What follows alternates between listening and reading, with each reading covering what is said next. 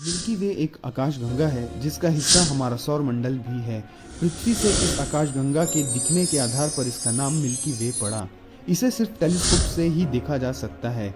Milky वे शब्द Greek से लिया गया एक लैटिन अनुवाद है जिसका अर्थ है दूधिया चक्र।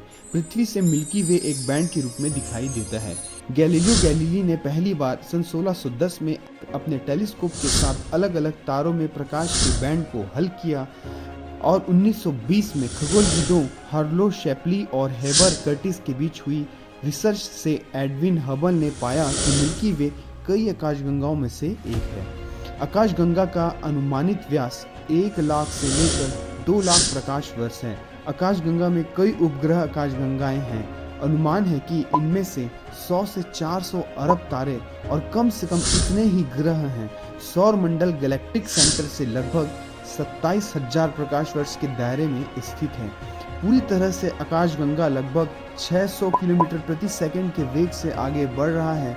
मिल्की वे में सबसे पुराने तारे उतने ही पुराने हैं जितने कि स्वयं ब्रह्मांड, और संभवतः बिग बैंग के डार्क एज के तुरंत बाद ही बनना शुरू हुआ था। जब भी आप रात को आसमान की तरफ निहारते होंगे, आपके मन में एक सवाल जरूर उठता होगा कि आखिर ब्रह्मांड में कितने तारे हैं। पृथ्वी पर जितने समुद्री तट हैं और वहाँ जितने बालू के कण हैं, उससे कहीं ज़्यादा ब्रह्मांड में तारे हैं। यह दावा है अमेरिकी खगोलविद कार्ल सगन का। उन्होंने यह बात एक टीवी शो में कहा। लेकिन क्या उनका दावा सही है? क्या ब्रह्मांड के तारों की गिनती की जा सकती है? कैम्ब्रिज यूनिवर्सिटी के खगोलविद प्रोफेसर गैरी गिरमोर हमारी आकाशगंगा में मौजूद तारों की गिनती कर रहे हैं। आकाशगंगा में ही पृथ्वी और सौर मंडल है। प्रोफेसर गैरी उस प्रोजेक्ट की अगुवाई कर रहे हैं जिसके तहत यूरोपीय अंतरिक्ष यान के जरिए हमारी आकाशगंगा में तारों की गिनती की जा रही है। उन्होंने बीबीसी से कहा, दूरी के हिसाब से हमारी टीम ने जो पहला डेटा जारी किया है उसमें 2 अरब से कम तारे हैं। यह हमारे आकाशगंगा के कुल तारों का महज 1% है। गिनती के इस मॉडल के हिसाब से आकाशगंगा में करीब 20,000 करोड़ तारे हो सकते हैं। लेकिन यह सिर्फ एक आकाशगंगा की बात है। पूरे ब्रह्मांड में कितने तारे होंगे? प्रोफेसर गैरी गिरमोर बताते हैं कि दूसरे आकाशगंगा में हमारे आकाशगंगा के बराबर तारे हो सकते हैं। अगर हम लोग यह पता लगा सकें कि ब्रह्मांड में कितनी आकाशगंगाएं हैं, तो तारों की संख्या का अंदाजा भी लगाया जा सकता है। ब्रह्मांड में आकाशगंगा की संख्या पता लगाने से पहले यह पता लगाना होगा कि यह कितना चमकीला है।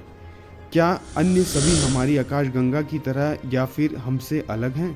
प्रोफेसर गैरी गिरमोर कहते हैं, यह पता लगाने के लिए हमें आकाशगंगा की दूरी और आकार का पता लगाना होगा। इससे हम यह समझदारी बना सकते हैं कि ब्रह्मांड का विस्तार हो रहा है। इसे हबल लॉ कहते हैं। हबल लॉ की मदद से प्रोफेसर गैरी आकाशगंगा की चमक और हमसे उसकी दूरी के बारे में पता लगाने की कोशिश करते हैं। ब्रह्मांड में 10,000 करोड़ आकाशगंगाएं हैं और हर आकाशगंगा में करीब 20,000 करोड़ तारे। 13.8 बिलियन वर्ष पहले बिग बैंग विस्फोट के तुरंत बाद ही सभी प्रकार की आकाशगंगाओं का निर्माण शुरू हुआ। वर्तमान समय की तुलना में पहले आकाशगंगाओं का क्षेत्रफल कम था और इसमें तीव्रता से तारों का निर्माण हो रहा था। आकाशगंगाओं के इस प्रकार के विलय से उनके प्रसार संबंधी अवधारणा की पुष्टि की जाती है। हमारी आकाशगंगा में मिलने वाली दूसरी बौनी आकाशगंगाओं में हाइड्रोजन और हीलियम के अलावा अन्य तत्वों से निर्मित कम द्रव्यमान के कुछ तारों के होने की भी संभावना व्यक्त की गई। विलय की यह घटना विनाशकारी न होकर निर्माणकारी थी। इससे हमारी आकाशगंगा को एक नवीन आकार मिला। तो आज हमने अपने मिल्की वे यानी कि आकाशगंगा के निर्माण और प्रकार एवं आकार के बारे में जाना। अगले वीडियो में हम अपने सौर मंडल के बारे में जानेंगे। ब्रह्मांड की उत्पत्ति भाग 2 का वीडियो यहीं पे समाप्त होता है। भाग 3 का वीडियो जल्दी अपलोड होगा हमारे इस चैनल पर। वीडियो को लाइक कीजिए, चैनल को सब्सक्राइब कीजिए। हम ऐसे ही विज्ञान और खोज से संबंधित सारे विषयों पर वीडियो बनाते रहेंगे। धन्यवाद।